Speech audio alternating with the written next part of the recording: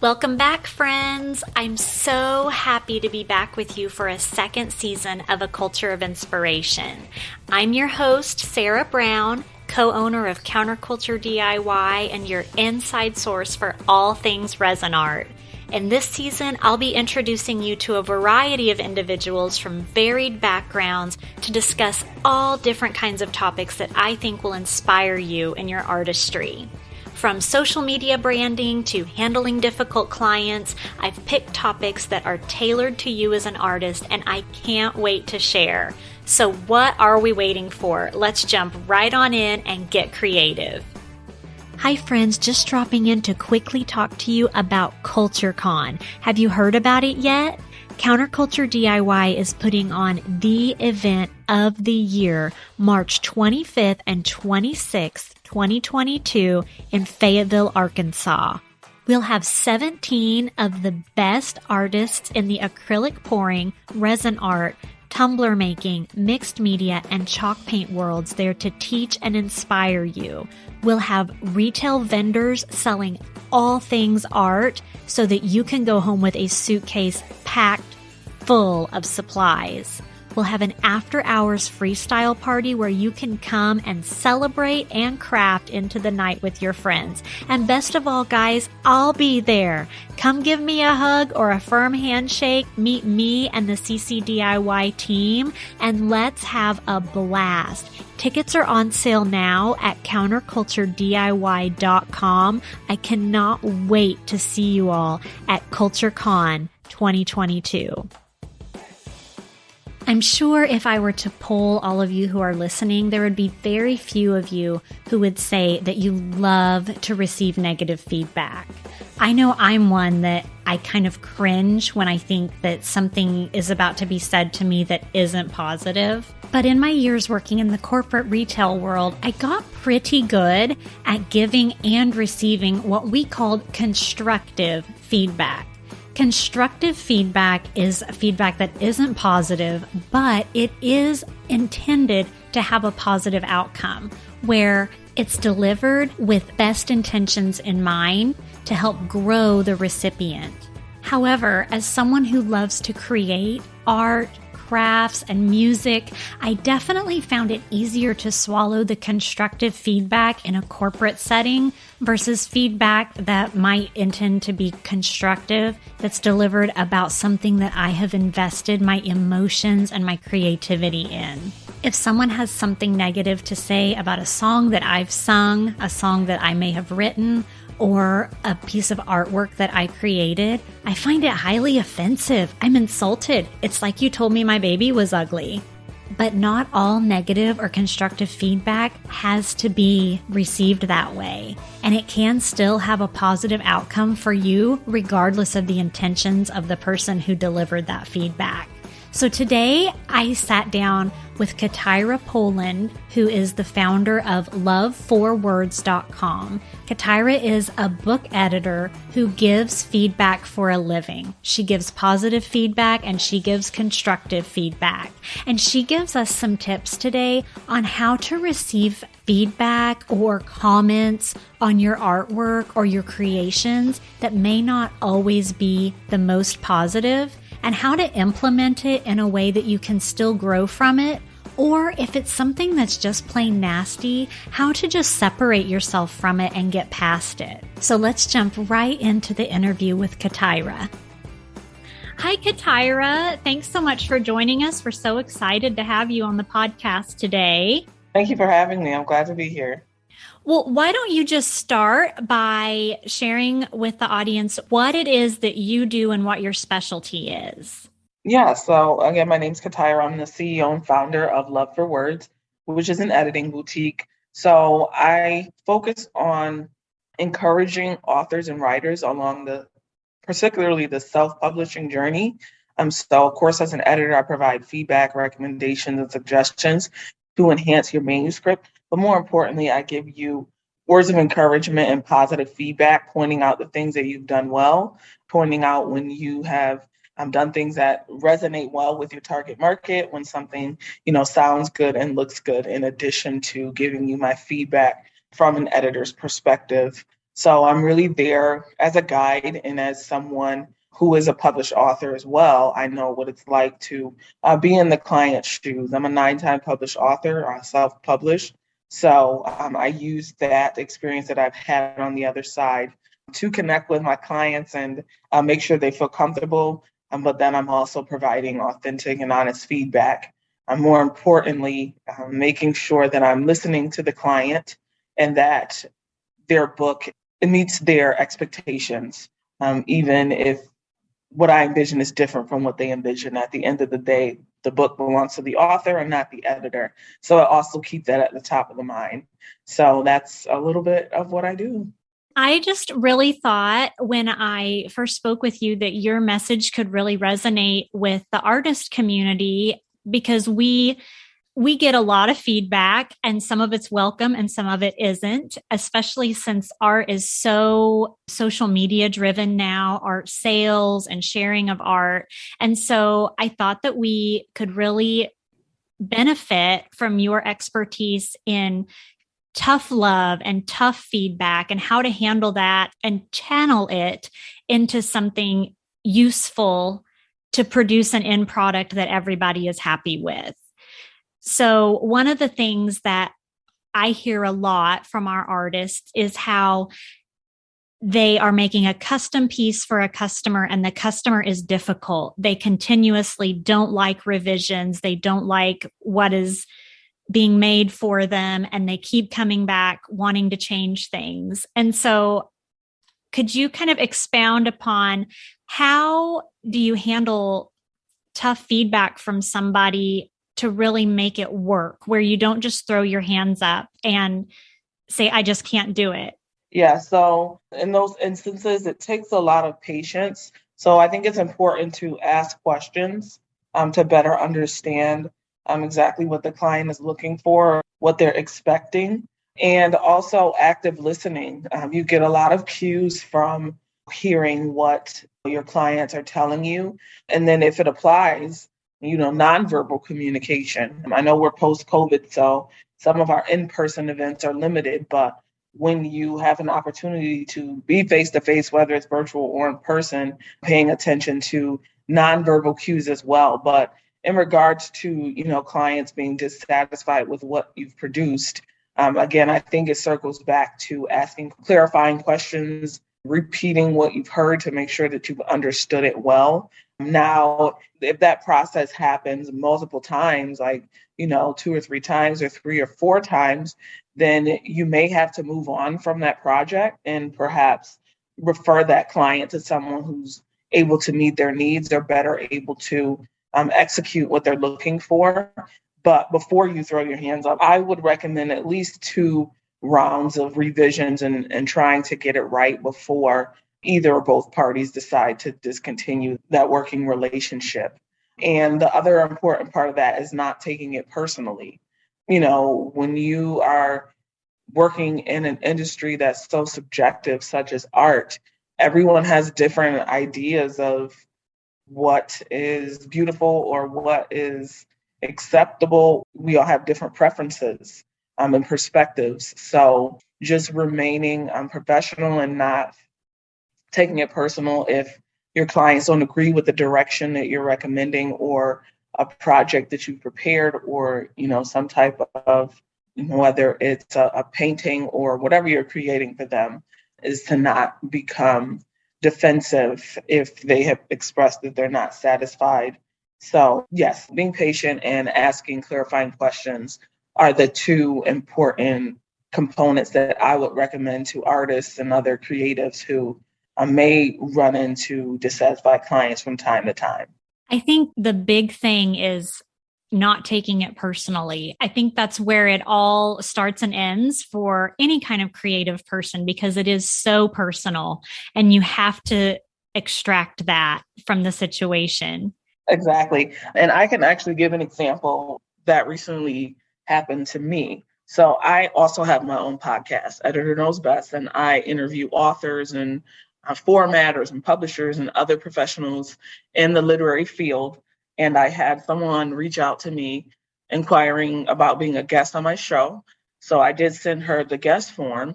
And she, went through the guest form and did see that there was a fee, which she did not want to pay, which is fine. So she did email me and say, oh, I didn't, realize that you were charging your guests to be on podcasts. That's not something I do. And, I responded and said, well, thank you. Best wishes to you. And she responded in a not so friendly way, I guess is how I'll say it. So she just didn't support the fact that I was charging and made some comments that I shouldn't be charging. And the tone kind of went toward the negative side. So I could have continued that back and forth email chain, but I chose not to. I told her I respected her decision and, wished her the best of luck because she shared that she also has podcasts. So, I wished her the best of luck and thanked her and discontinued having that email chain and that conversation. So again, there are times where you will need to disconnect from that client or potential client if you don't see anything constructive coming out of it. And also, if you are a creative, you might run into people who want your service or they want your product, but they're not willing to pay for it. And you have to have the confidence to stand your ground, because if you feed into that and every time someone tells you they can't pay that or they won't pay that, you're offering a discount, you're really doing yourself a disservice. Now, obviously, as a business owner, which, artists and creatives are, you can decide if you'd like to give someone a discount, but it shouldn't be the default just because somebody says they can't or won't pay the price that you have shared with them.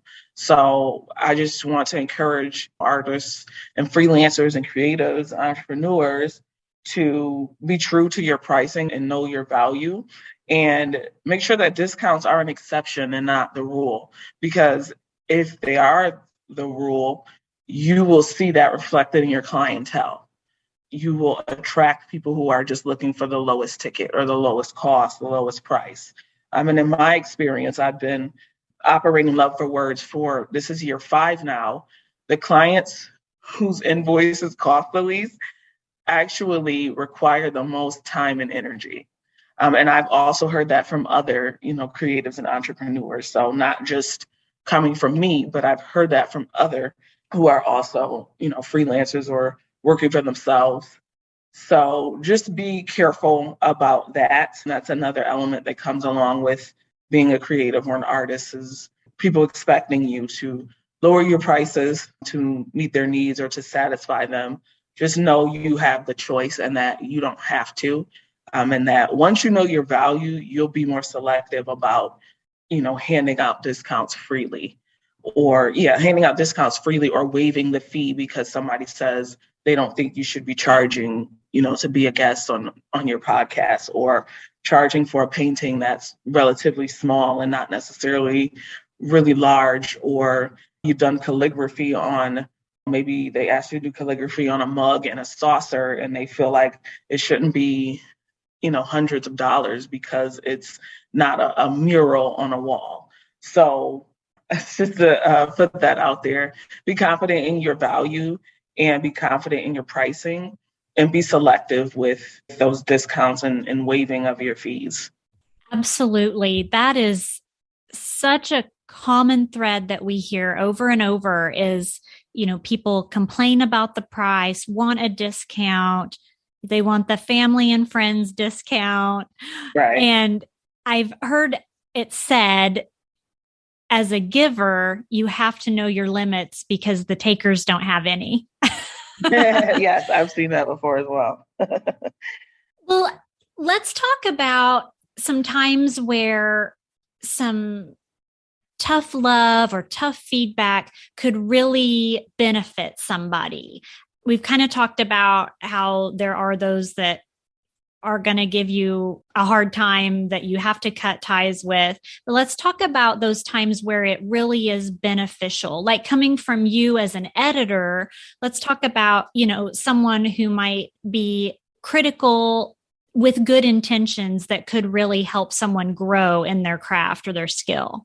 Yes, I think getting pushback, it depends on how you take it. So it can certainly be an asset. Oftentimes it exposes you to other perspectives and other outlooks that you might otherwise miss out on. And those other perspectives and outlooks can be infused in the work that you're doing. So a client may come along and see artwork and suggest maybe adding another color to your color scheme of the palette. And then you try it out and you realize how much better the artwork has become because of that. So even though you may have had a strict color palette or scheme, now that someone is giving you that additional feedback, you realize it's actually enhanced what you already have. I mean, it also, makes you a more well-rounded person. So you don't necessarily have to agree with the other perspective, but there's nothing wrong with opening your eyes and realizing we all have different lenses, and that just because it's different doesn't mean it's less important or it's not valuable. And just acknowledging all of the diversity really around the globe, in that your perspective is just one of many. And there's nothing wrong with hearing how other people think or how other people view things in the world that might be different from yours. So often we learn from those opposite or slightly different or very different ideas and perspectives that don't mirror our own upbringing or beliefs or culture. So, I mean, there's many instances where somebody might say or do something you don't like, but it makes you a more well-rounded person. It brings you knowledge, and gives you more information and a larger database that you can pull from instead of just having very limited views. You've now opened yourself up to so many opportunities, even, for example, with traveling.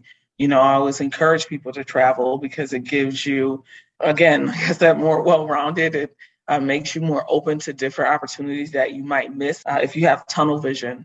So just listening to the other perspectives can make a world of difference. Even if you don't choose to implement those recommendations, just knowing you have options like, okay, well, next time around, maybe I'll implement this, or when I work with the other client, I'll be able to pull on something that was shared with me with a previous client or something I've seen or read.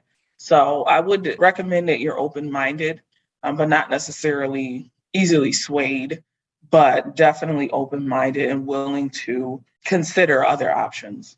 Absolutely. I, throughout my career, have adopted the mindset that there's value in all feedback, Yes. Even feedback that I don't necessarily implement. There's something there. You at least learn somebody's perspective and you're sensitive to that for the next person, that, there are people who feel this way. Right. And I think that's crazy, but I'm going to be sensitive to that this next person may feel that way too. Right. So I've always tried to implement that for myself, that there's value in every scrap of feedback you get, even if you don't adopt it as your own mantra or mindset or implement it in anything that you do. You can at least have that in the back of your mind, that somebody feels that way and someone else may feel that way too. Right.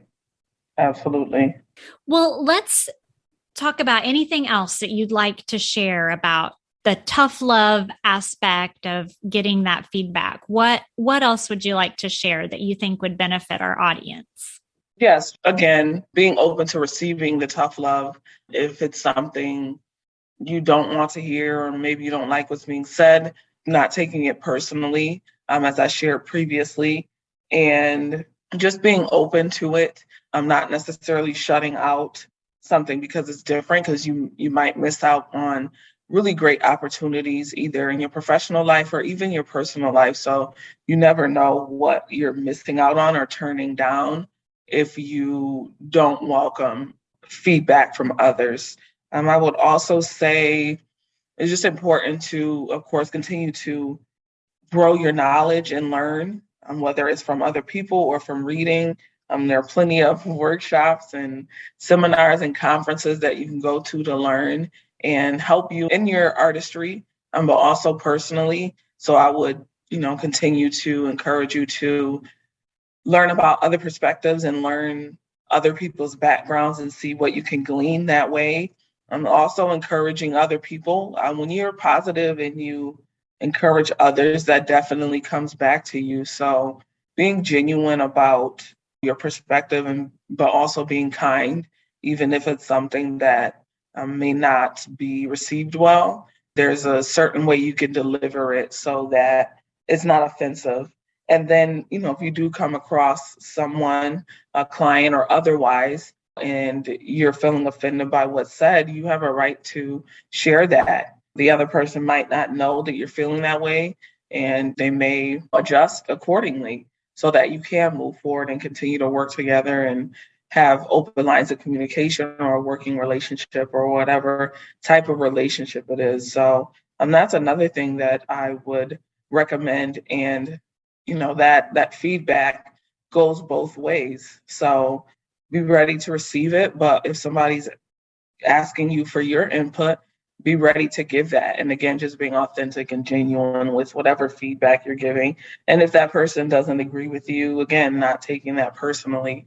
So I would just say, being open to giving and receiving feedback, not taking it personally, and allowing yourself to take in knowledge and become more well-rounded and cultured and just an overall better person who is able and willing to connect with those who may be different or think differently than you do. I love that. I think that everything you've said absolutely applies to artists, writers, any sort of creative person that really needs that feedback to grow. And sometimes it is hard to hear. So I think, just keeping that open mind, don't take it personally, as hard as that can be sometimes. Right. I think that's so valuable to know. Mm-hmm. And to hear it from someone that gives feedback as a career, I think that is just so valuable to hear. For sure. And I encourage everyone to practice that. And again, like you said, sometimes easier said than done, but practice makes not perfect, but practice makes better. Yes, practice makes progress. Yes. So, CaTyra, remind everybody again how they can find you online, and then we'll link to you in our show notes too, where people can connect to you. Yes, for sure. Thanks so much, Sarah. And thank you all for tuning in. If you are interested in editing services or being a guest on my podcast, you can head over to love4words.com. That's love4words.com. You're welcome to complete a consultation if you're ready for the editing stage, or again, sign up to be a guest on Editor Knows Best. You can also check out some of my testimonials and my interviews on my website. And also you can connect with me on social media. It's Polland, Polland LLC. So that's Polland LLC on Instagram, Twitter, and Facebook. Well, thank you so much for joining us, CaTyra. And we are just so grateful to hear some of your insights into how to receive that feedback. And I know that our audience is going to benefit from that. So we wish you all the best on your podcast. I'll go follow your podcast as soon as we hang up here. Thank you. And you're welcome. And thank you so much for having me as a guest. I really appreciate it. Thanks so much for tuning in today. I hope you enjoyed the episode and took something away from it that you can use. If you loved the show, be sure to follow us on your favorite podcast app, and I'd love for you to leave us a 5-star review. It's important to me to create content that's relevant, educational, and inspiring, so feel free to reach out to me with suggestions. I'm on all the socials at Counterculture DIY. And if you're not already a member of our Facebook Counterculture DIY Artist Support Group, I'd love to connect with you in there too. We have a lot of fun. I'll be back next week with another episode. But till then, keep creating.